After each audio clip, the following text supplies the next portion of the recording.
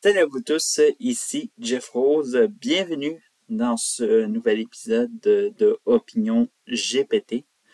Aujourd'hui, on va poser une question à ChatGPT, évidemment une question qui est très d'actualité. La désinformation.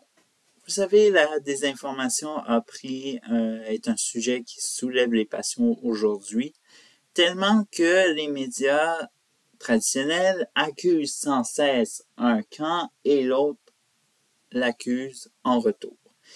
Eh bien, on va essayer de répondre à cette question-là avec ChatGPT et vous allez voir, sa réponse n'est pas si, soit disons-le, campé sur un des deux camps et bien sûr, on pourrait sentir qu'il est neutre.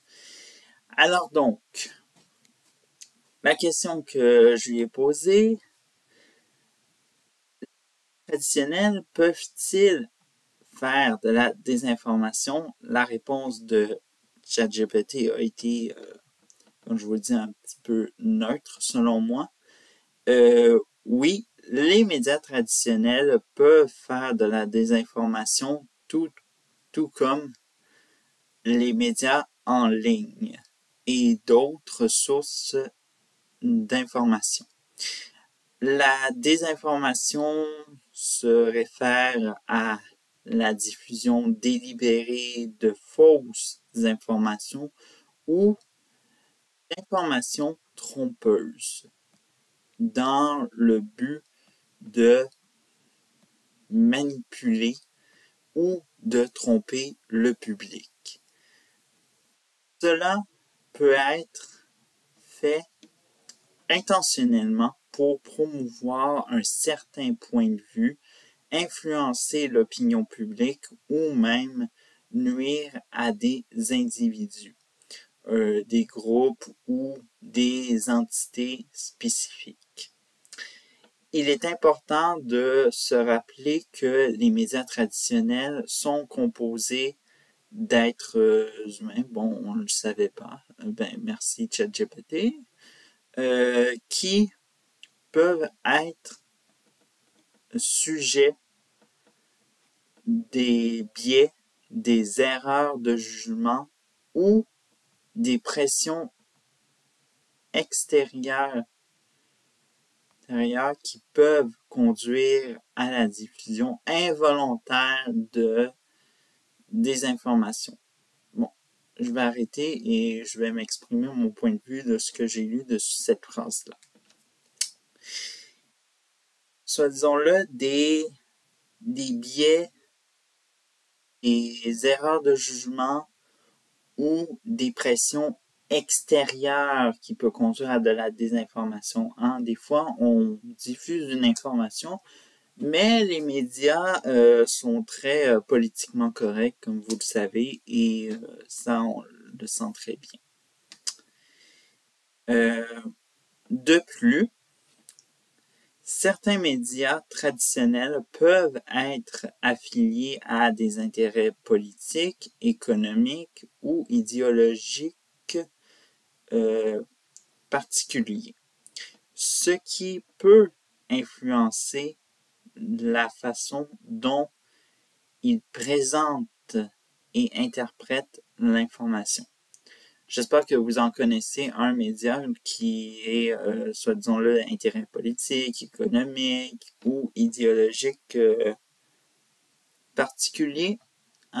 TVA, c'est le Journal de Montréal, toute la gang de Québécois.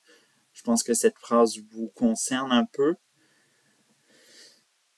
Tout ça. Bon, paragraphe final.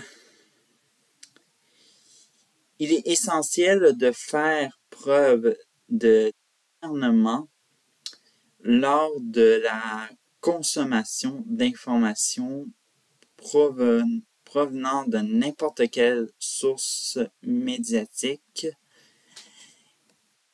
qu'elle soit traditionnelle ou en ligne.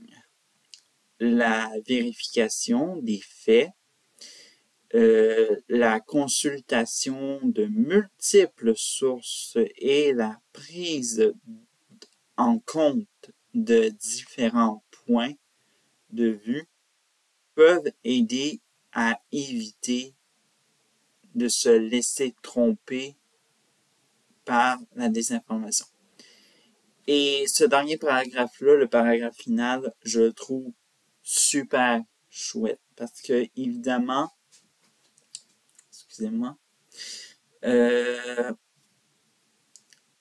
c'est exactement qu'est-ce qu'il faut apprendre aux gens, de se référencier pas à, par exemple, on voit les informations de désintox, de l'information, bon, les émissions qui présentent qui sont d'affaires publiques et qui présentent un peu la désinformation qu'il y a sur Internet, mais qui ne présentent pas ce qui se passe dans les médias et qui ont fait un peu la désinformation qui continuent à faire sans qu'ils le sachent et tout ça. Et évidemment, l'absence des deux camps, moi je vais vous dire, je m'informe avec des médias traditionnels, je m'informe aussi avec des médias en ligne, donc on a une diversité d'opinions et en même temps, on peut se faire une idée autrement que ce qu'on peut consommer, que ce soit dans... Et c'est ça qu'est-ce qui est dangereux parce que on a des gens qui se réfèrent jusqu'à un seul camp. Ils sont dans le camp des médias traditionnels, soit ils sont dans le camp des médias en ligne. Et malheureusement, ils refusent, soit disons-le, de voir ce qui peut se passer de l'autre côté, dans l'autre camp. Et malheureusement, ça les amène là. Et malheureusement, moi, je me considère un peu neutre dans ce débat-là. Si les médias traditionnels sont de la désinformation, oui, c'est de la désinformation, mais en même temps, tout peut être désinformation un peu. Alors donc, tout ce que je peux vous dire, ben, restez prudent. Et en même temps, comme l'a dit notre ami ChatGPT, parce que ça peut être un ami en même temps.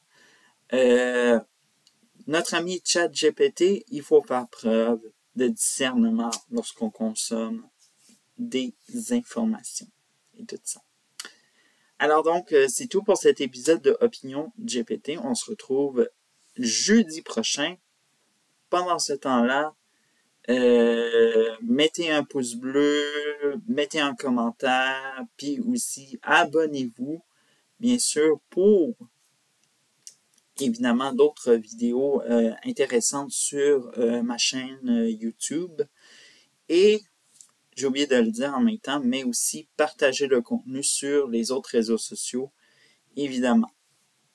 Pour cela, je vous dis ciao!